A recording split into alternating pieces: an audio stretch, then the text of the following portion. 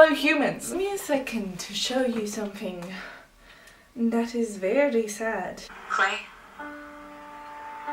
Helmet?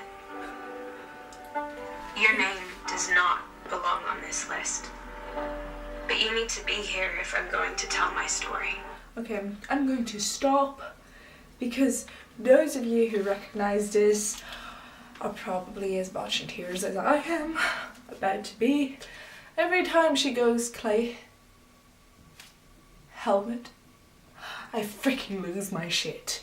But this is not why I am here today. I'm going to show you my currently reading pile. Right now I'm reading 6 books, or I'm planning to read 6 books because one I have not started yet and one I have like halfway started. The thing is, there's always one book which I am actively reading where I really dedicate my time to it and I sit down and read it and read multiple chapters and a couple of 100 pages a day sometimes.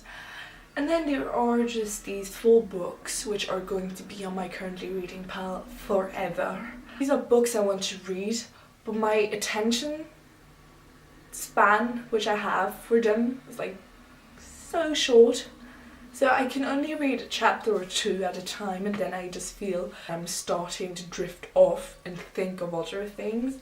First book here is A Clash of Kings by George R.R. Martin, which is the second book in this A Song of Ice and Fire series. The thing with these books is that they're so huge. This book has, I think, 1,000 pages. It's really just tiring to read these books because there's so much going on. It's written so small and my mind cannot process after school to read this because my mind is just like, nope, need something relaxing, not relaxing.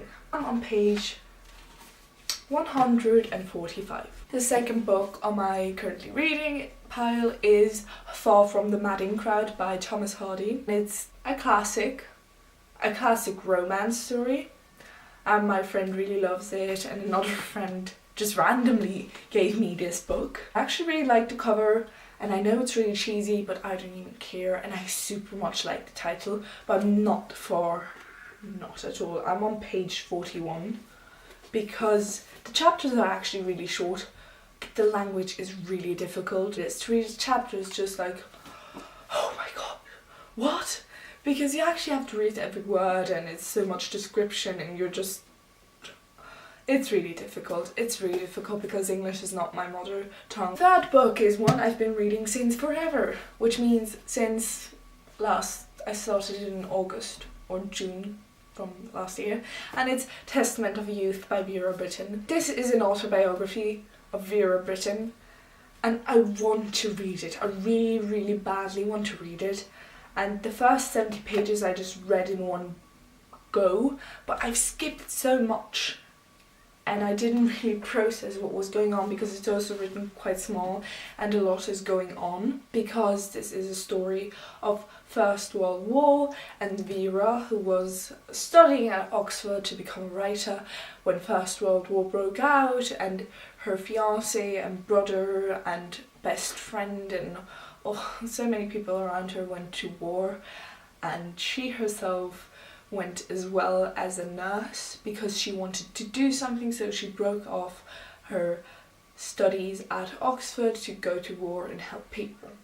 And it's a really touching story and really true. I cannot read a lot in this book either because it's really heavy and it has 600 pages. The best thing about this book is that there are poems written by her over her fiancé. Here I am on page 132. My favourite page is 115 because there's my favourite poem. And I have a little flower in here.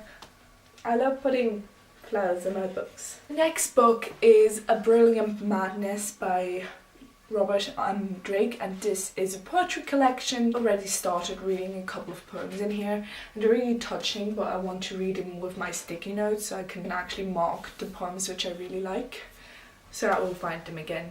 And this is such a cool poetry collection because it just has pictures in there as well, like Look at that. That is so pretty, and that's on every 4th page, and then there are the poems, and it's just, this book is beautiful. Last book, which will probably forever be on my currently reading pile, is Sophie's World by Jostein Gaarder. I'm trying, but it has 600 pages, and I'm on page 75. What's about this little girl who just gets random notes from a stranger where philosophy is explained. And it's like literally explained. Also kind of school bookish. So when I come home from school I don't actually want to read this. Will I ever finish it? No. Thank you very, very much for watching. I hope you have a really nice day, that you read some really good books and that all these bad books stay out of your way. Goodbye.